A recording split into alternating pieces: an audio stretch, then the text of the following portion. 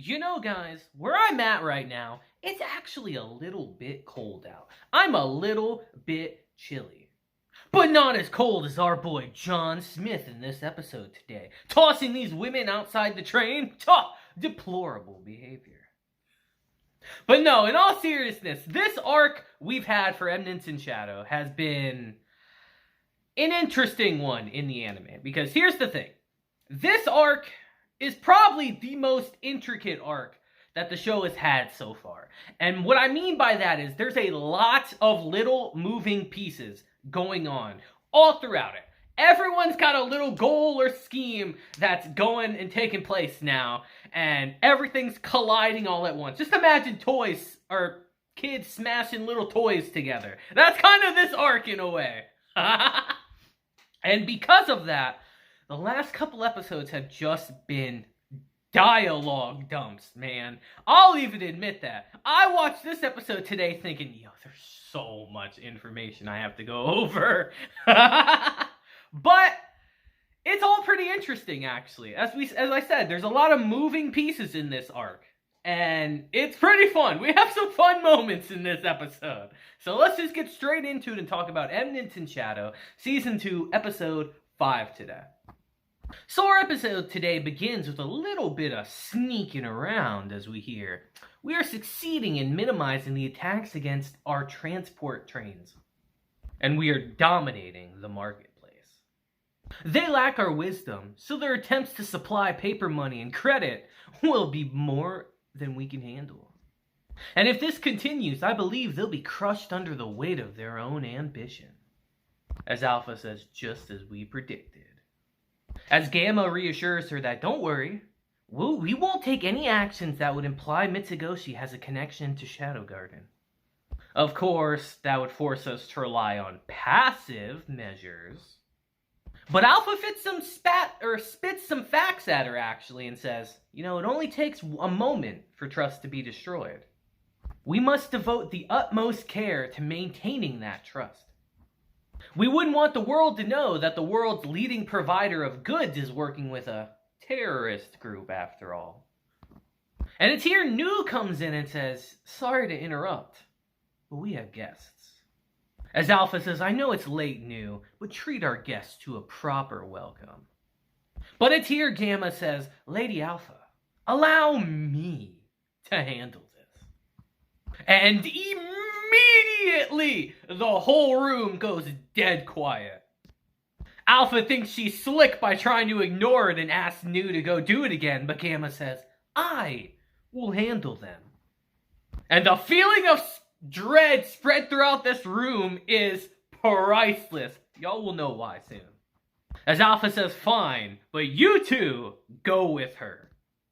And as they're heading to go meet our guests, Gamma looks so happy. And everyone else sure doesn't. As we hear, I'm sure it'll be fine. A little disappointing because in the novel it's actually Nu that goes with her. And I think it's actually funnier with Nu, but it is what it is. Because it's here as we transition to our Mitsugoshi store, we hear, oh, that was easy to get in. They're probably using all their security to guard their transports. As we hear, our target is the manager, an elf woman known as Luna. As we see the woman in question appear, as Gamma says, thank you for coming to Mitsugoshi. I'm the manager, Luna, and I've come to welcome you. And as his two teammates get sent absolutely flying here, it's just him and Gamma. Oh boy. As he says, her confidence has to be a bluff. I'm the man who earned the title of Leaf 1, strongest of the clovers. No one has engaged me in battle and come out unscathed. And it's here as he attacks Gamma. She literally just takes it in the head. As Gamma says, what are you doing? In these situations, you start with a powerful frontal attack, and then you just play it by ear. Don't you know that? And it's here, it's time for Gamma to start pressing the attack. As we see, she misses every shot. As he's like, Nani, she's fast. But that's literally it. She's fast, but she's a total amateur. An amateur with a lot of power. As she says, that footwork. You're a student of the Western oh my lord, Litern row style of fencing, aren't you? As he says, Nani, in just a few seconds she identified my fighting style. As he says, now that I know your style, I can easily counter it. Take that, and some of that.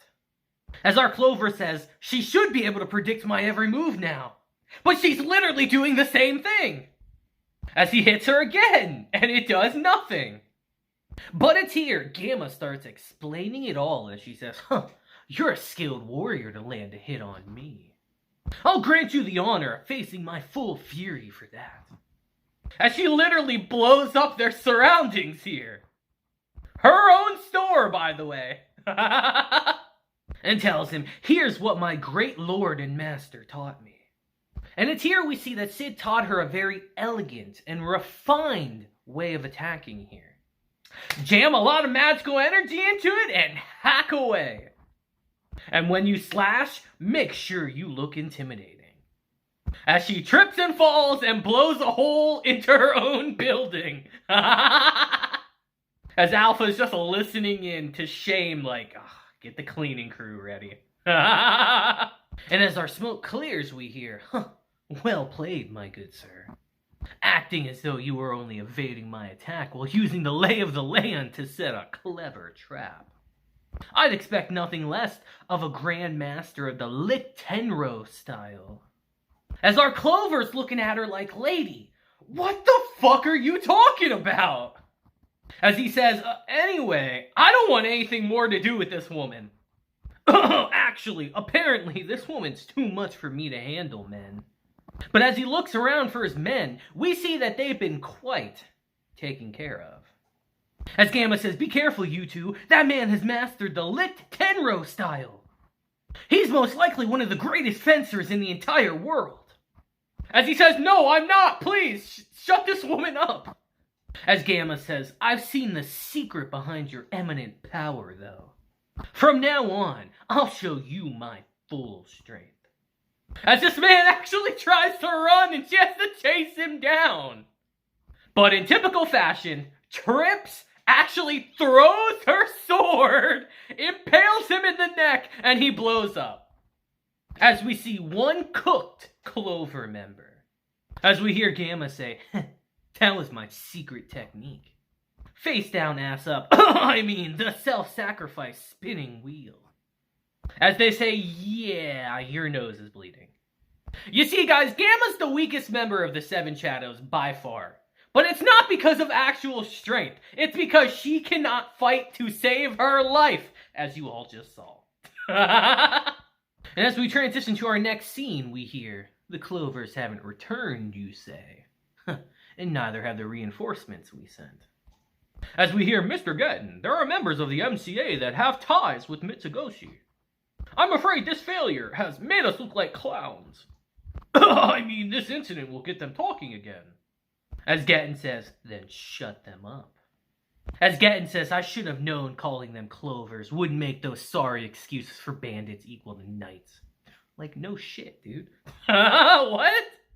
I would have liked to use some of the children, but the cult is running low on resources as well. First Zenon, then that old fossil.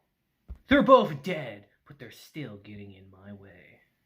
But this is the perfect opportunity for me to demonstrate my power. As he starts explaining that the major corporate alliance is nothing more than a disposable pawn. I only need them to stay afloat long enough for me to complete my preparations. Just a little while longer. As we see a very interesting flashback sequence that we'll get into soon enough. As Gaton says, I will have power. Power that no one will be able to take from me. And it's here. We transition to Best Girl, baby. I'm still saying that, even after reading the novels, man. As we transition to Alexia and Sid doing a bit of a sparring match. As we see, she wins. As even our boy Sid can't help but give her that slow theater clap right here.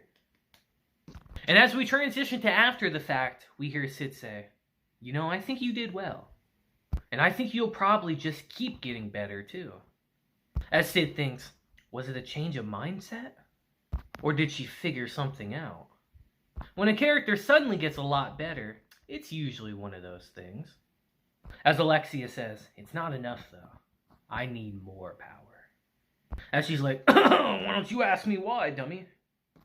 And as he's forced into asking why, she says, because all I could do was watch.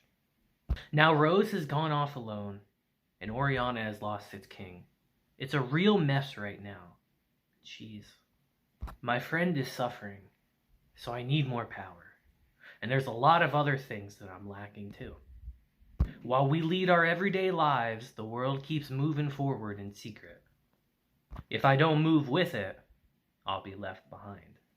As we see, Iris is completely different after the ending of season 1. As Alexia says, I don't want to be an outsider anymore.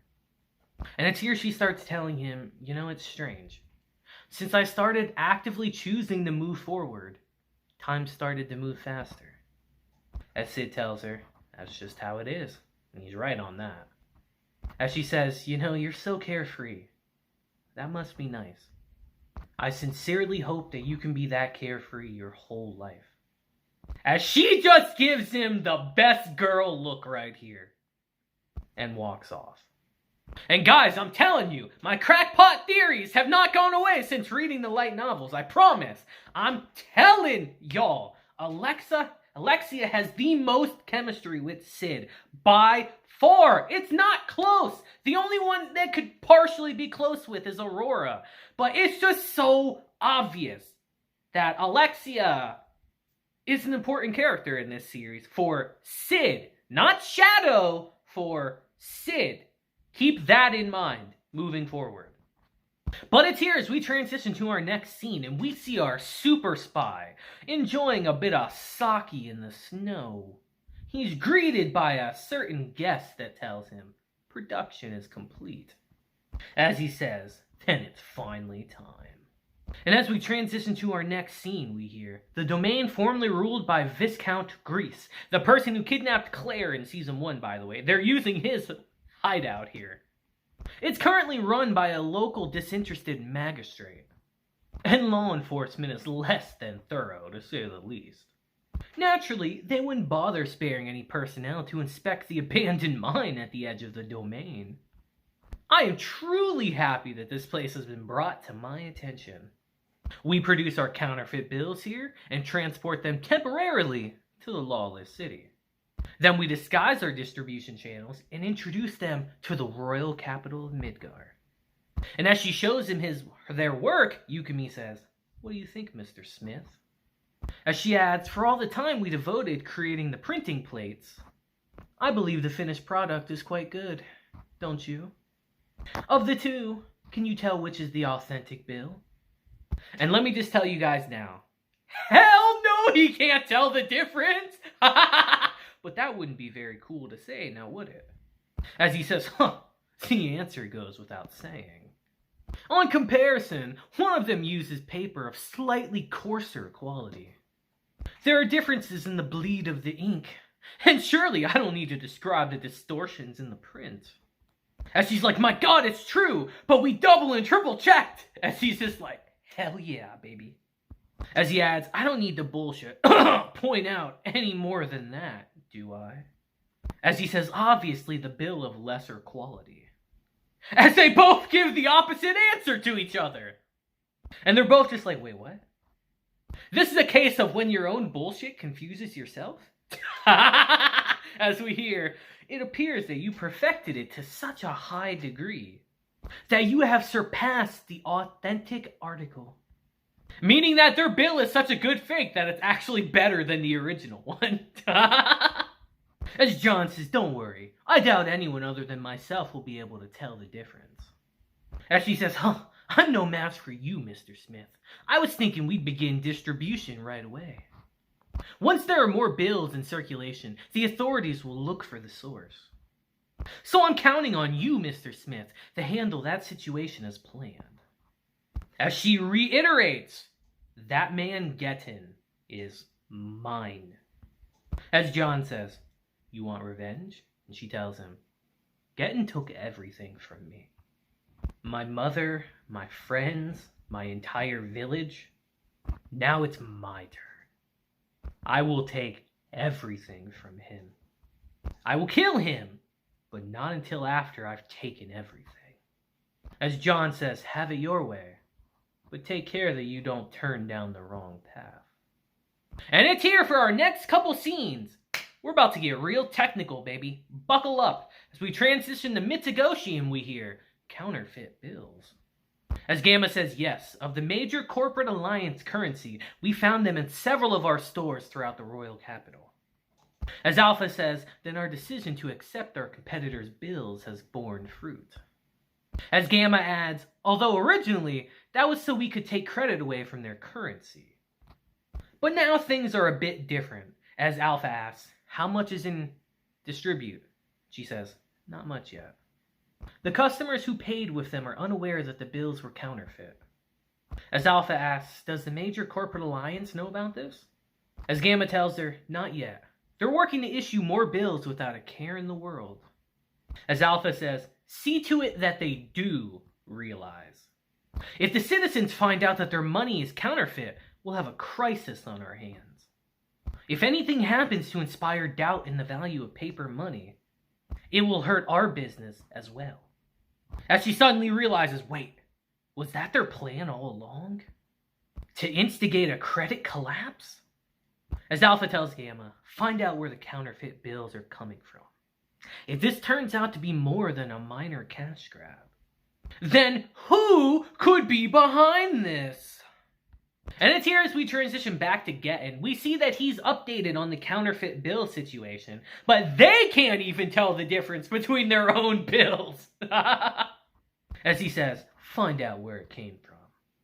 And it's here we find out just how accidentally genius this plan actually is. Freaking Sid, dude. As we hear, the number of banknotes we have in circulation already exceeds the total value of the MCA assets that give them their credit. The same should be true for Mitsugoshi. The only thing that can guarantee the value of paper money is the vague concept of the credit given to it by the unenlightened masses. As he says, this is just a piece of paper just like the banknotes, but without the guaranteed value promised to the real ones. It's a genuine, bona fide, worthless piece of paper. And if the citizens learned about that, they would all simultaneously begin to harbor doubts. They will fear that even the real bills in their wallet will be nothing more than paper. As he explains further, saying it's those kind of feelings that will give the cause of the collapse of the credit given to paper money. That's why we had been preparing to begin circulating our own counterfeit paper bills.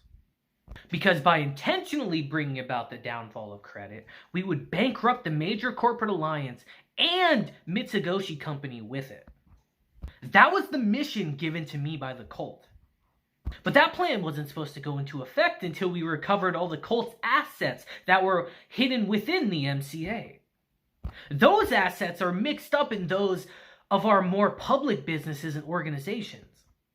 But if we sit back and watch the counterfeit bills go into circulation now, the cult could end up losing enormous amounts of money. As he says, what the hell is happening?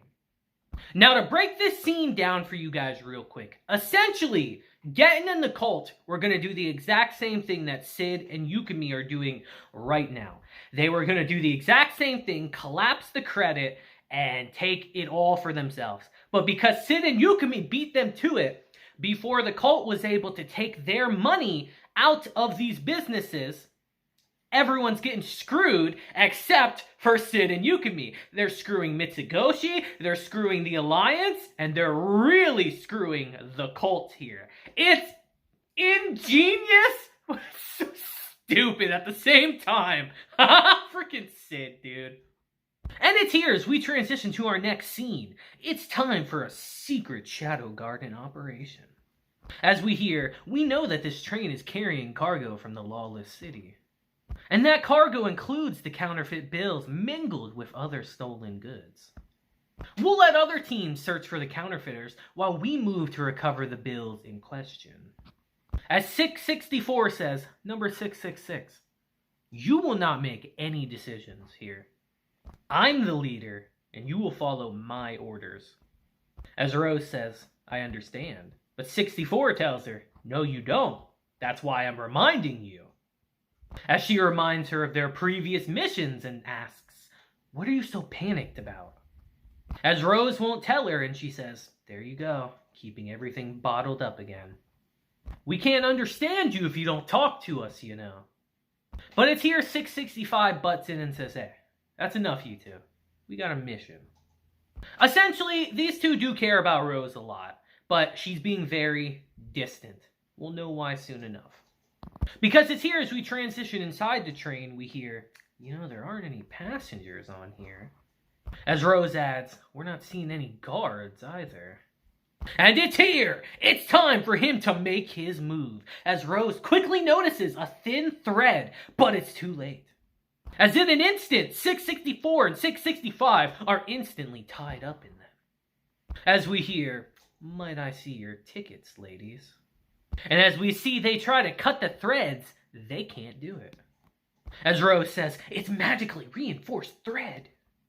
As she says, who are you? And we hear, John Smith. And it's here Rose tries to attack him, but he tangles her up as well and says, you voluntarily put yourself within death's reach to eliminate the distance between yourself and your enemy, huh? That was the correct choice.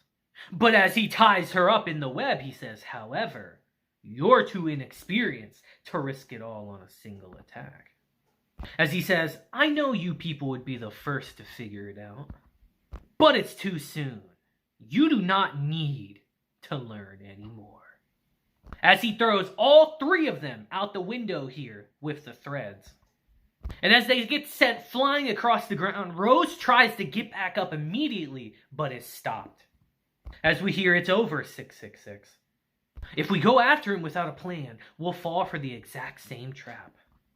Surely you're smart enough to understand that. As she tells Rose, we go back and report to Lady Gamma. And as Rose is thinking back to how John Smith overpowered them with the utmost ease, her complex comes back again as she says, why am I so weak? And with that, our episode ends. Now, to clarify something with you guys real quick, and this is something I had to be told a lot during season 1, actually, before I was a light novel reader. Sid does not know that Rose is a member of Shadow Garden. You would think, oh, he saw her face up close right here at the end. He would recognize her. No, because they're supposed to be wearing masks here, and they're not. So you have to keep that in mind. He does not know. He did not recognize her. Things would have went a lot differently if he'd have known that was Rose right there. But he didn't. And she doesn't know that Sid is Shadow, just to reiterate that again. So just misunderstandings left and right.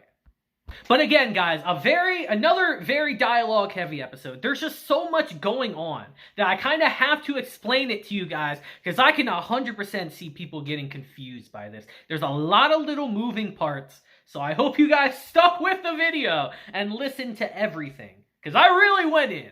But what a fun episode, man. Oh, we're getting to the real juicy stuff soon, guys, and I can't wait for it. Just know it'll be great.